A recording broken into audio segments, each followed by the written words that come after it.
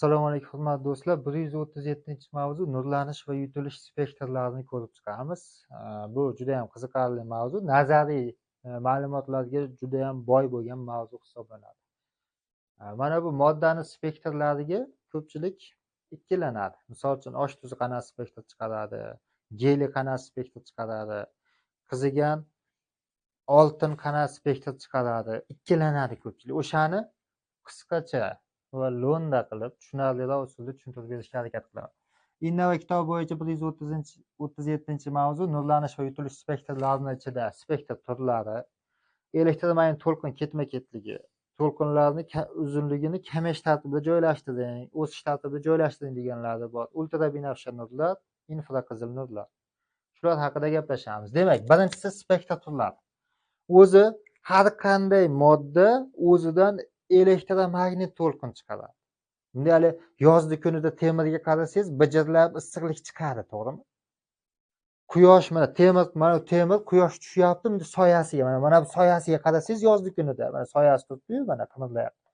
Soyasiga qarasangiz, issiqlik chiqayotganligini ko'rasiz. Ko'rinadi bizga ham. Issiqlik chiqayotganini yoki bo'lmasa uzoqda asfaltga qarasangiz ham bijirlaydi, tepaga qarab bijirlab chiqib ketayotgan bo'ladi. Xullas, har qanday jism o'zidan elektromagnit to'lqin chiqaradi. Ana shu elektromagnit to'lqinlarni spektrlar deyiladi. Endi hamma modda har xil spektrlar chiqaradi. Endi spektrni turiga qarab moddani turini aniqlash mumkin. Misol uchun, yo'l spektr chiqargan bo'lsa, ha mana bu qattiq jism yoki bo'lmasa gazsimon jism ekan. Tutash spektr chiqaradigan bo'lsa, bu qattiq jism ekan yoki qizigan jism ekan. Yoki chiziqli spektr chiqaradigan bo'lsa, mana bu atomar gazlar ekan degan xulosaga kelish mumkin. Demak, moddani turiga, spektr turiga qarab moddani turini aniqlash mumkin ekan. Xo'p, endi spektr turlari har qanday modda 3 xil spektr chiqaradi. Yoki birinchisi, yoki ikkinchisi, yoki uchinchisi. Tushundingmi? Xo'p, spektr turlari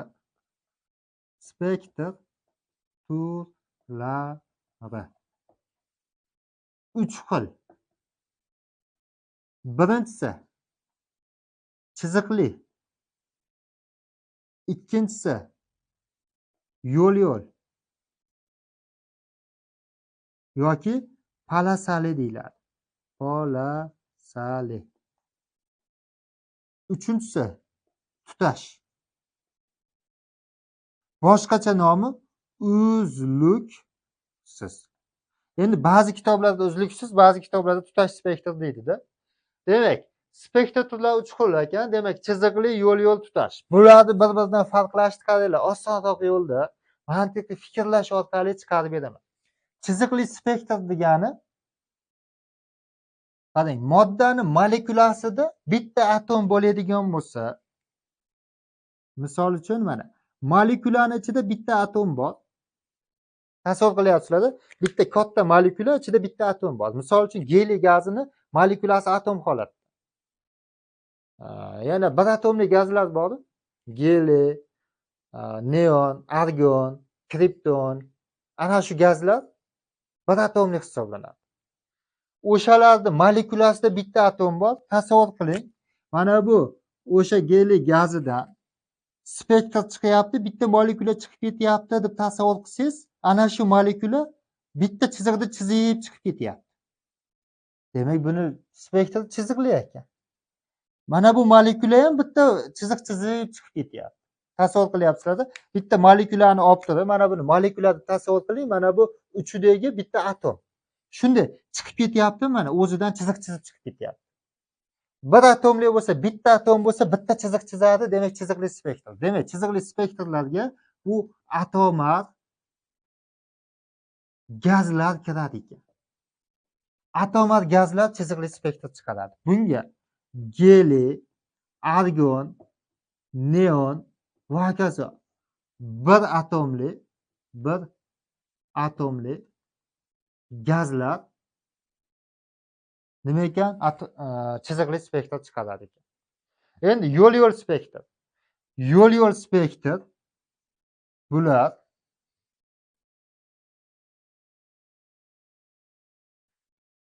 hop, telefon o'chib qolmadimi? Qarab qo'ying-da. Yo'l spektrga qaraymiz. 2 atomli gazlar. 2 atomli gazlar yoki bo'lmasa molekulyar gazlar yo'l-yo'l spektr chiqaradi. Bunga misol uchun H2 vodorod, kislorod, azot, misol uchun osh tuzini eritmasi, natriy xlor, chunki ikkita atomi bor. Ikkita, uchta ko'p. Misol uchun ozon mana, SO2 mana. Bittadan ko'p. Xullas, molekulasida atomlar bittadan ko'p. Tushundingmi? Misol uchun tasavvur qiling. Hozir.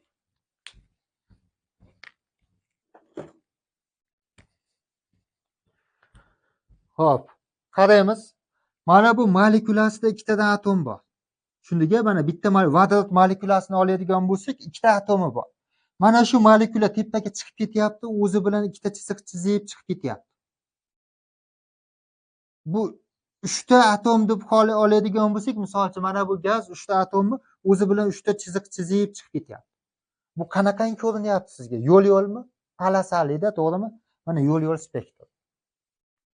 Mana shuni bitta molekula deydigan bo'lsangiz, ikkita atomi bor. Ikkita atom mana o'zida yo'l-yo'l spektr chiqaryapti.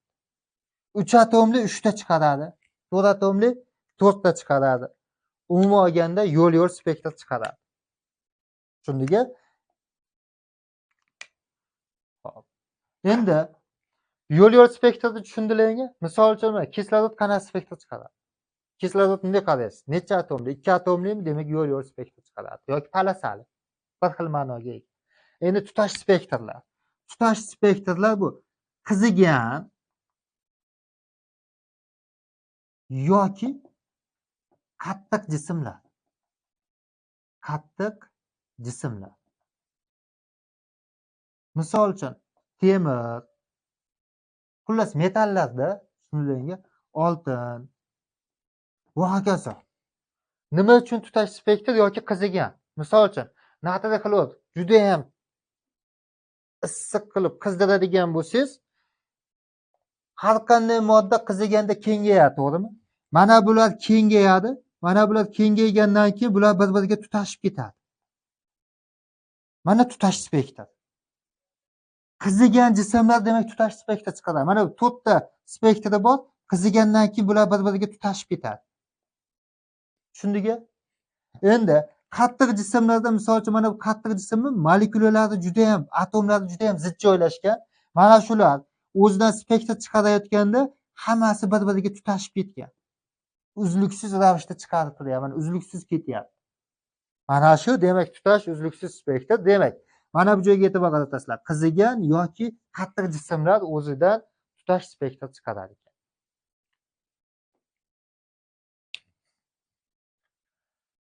Spektr turlari bilib oldilaringlar. Endi elektromagnit to'lqinni ko'rsatib beraman.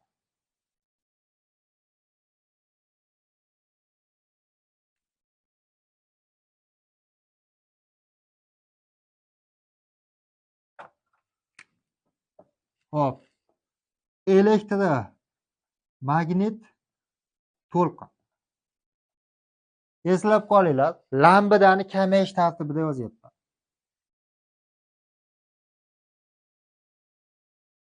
Lambadani kamayish tartibida. Lambada kamayish tartibida yozyapman. Birinchi navbatda past chastotali to'lqinlar. Ya'ni chastotasi 4 Gz, 5 Gz juda ham kichkina chastotaga ega bo'lgan to'lqinlar. Ya'ni 1 deganizcha 1 marta zo'rg'a tebranadigan past chastotali to'lqinlar to'lqin uzunligi eng katta bo'ladi. Ikkinchisi past chastotalidan keyin radio to'lqin.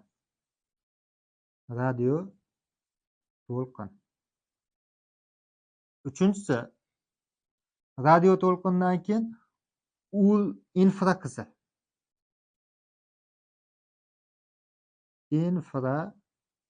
Infraqizil. Mana bu qizil joyga e'tibor qarating. To'rtinchisi oq yorug'lik nuri. Quyoshdan keladigan oq yorug'lik.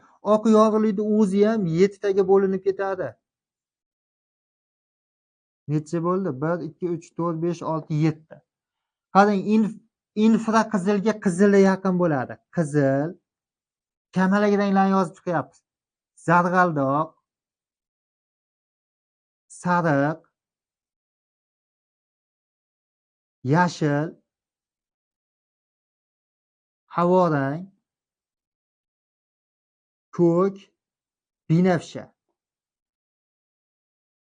Biz mana shu elektromagnit to'lqinlarda mana bu oq yorug'ligini ko'ramiz. Mana shu qizil, sariq har xil ranglarda ko'ramiz. Mana shu oralig'ida biz ko'ra olamiz. Bundan tepasi ham ko'rinmaydi, bundan pasti ham ko'rinmaydi. Demak, 5-nur, 4-nurning ichiga mana shu 7 xil kamalak nurlar kirib ketyapti. Buni ketma-ketligini eslab qolish, mana qaranglar. Qizlar zamon sizniki, yashang havodan ko'ylak bilan. Men shu tartibda hozir eslab yozib chiqdim. Yoki qadim zamonda saklar yashashni hammadan ko'proq bilishgan. Siz o'qib olinglar bo'ldi. Yoki bo'lmasa qadim zamonda saklar, buni aytdik, qimmat zumradni sandig'ini yashirib hovliga kirib bordi. Bu ham zo'r variant. Eslab qolish. Chunki to'lqin uzunligi kamayish tartibida joylashtiring deyilgan bo'lsa, ranglarni sochib har xil javobga berib yuboradi. Demak, qizil, sariq, havorang, binafsha. Bo'ldi, kamayish tartibida. Shunga 5-si qarang, binafshaga yaqini, qizilga yaqini infraqizil edi, binafshaga yaqini ultra binafsha.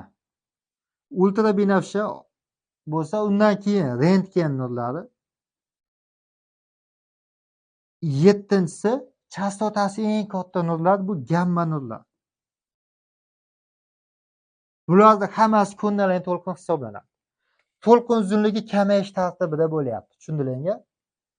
Bu degani lambda 1 katta, lambda 2 va hokazo ketadida, eng kichkinasi lambda 7 bo'lyapti. Mana bu 7 xil ranglar ham xuddi shunaqangi. Lambdalar ham xuddi shu tartibda joylashgan. Mana bu 1 2 3 4 5 6 7 xil ranglar ham lambdasi xuddi shu tartibda joylashgan. Endi chastotasi teskari, mana. Chastotasi past chastotalimi? Chastotasi kichkina. Chastotasi oshib borish tartibida bo'ladi. nu1 eng kichkina bo'ladi. nu2 buni chastotasi mana oshib boryapti, borgan sari. Gamma nurning chastotasi juda ham katta, xuddi palmaga o'xshaydi va bu joyda teshib o'tib ketaveradi. Buni chastotasi kichkina, o'ta olmaydi. Ko'ndan radio to'lqinlardan. Mana bu yerda antena qo'yib turib, narigi uyga radio qo'yadigan bo'lsangiz, antena olmasligi mumkin. Chunki radio to'lqinlar chastotasi past, o'ta olmaydi. Va hokazo oxirida nu 7 bo'lyapti. Chastotasi eng katta. Demak, shu tartibda yozib chiqasiz. Masalalar bor ekan, 3 ta quyidagi to'lqinlarni, masalan, radio to'lqin, ultra binafsha, rentgen, past chastotali kamayish tartibida, to'lqin uzunligi kamayish tartibida joylashtiring deysa, tepadan boshlab kelaverasiz. Javoblar ichida past chastotali bo'lsa, birinchi shuni olasiz. Radio to'lqin yo'qmi? Tashlab ketasiz.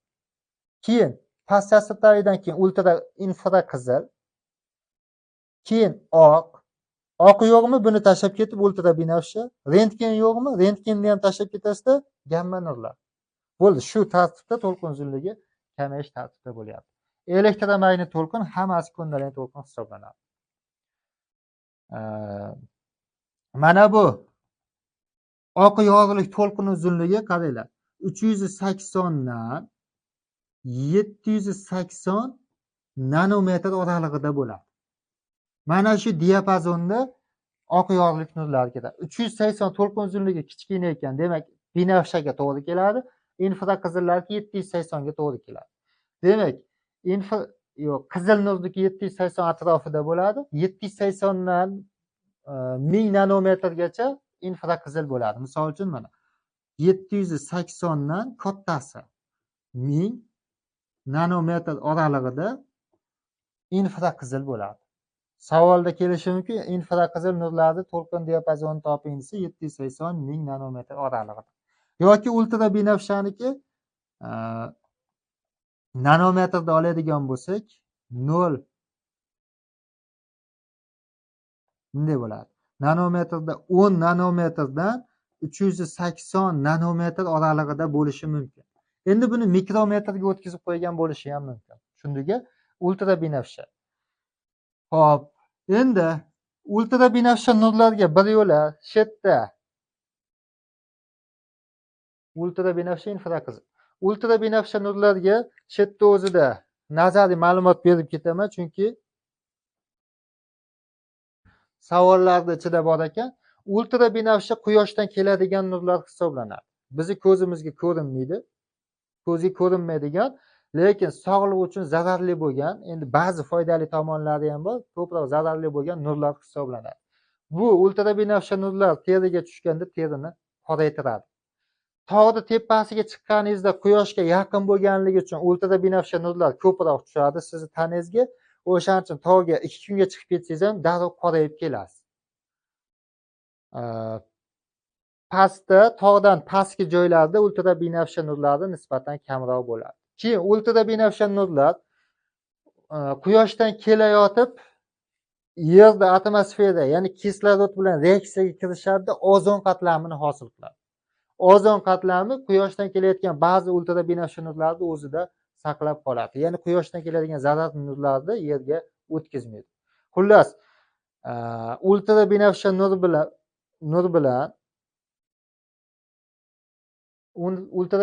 nur bilan kislorod reaksiyaga kirishib ozon qatlami hosil bo'ladi. Buni aytdik.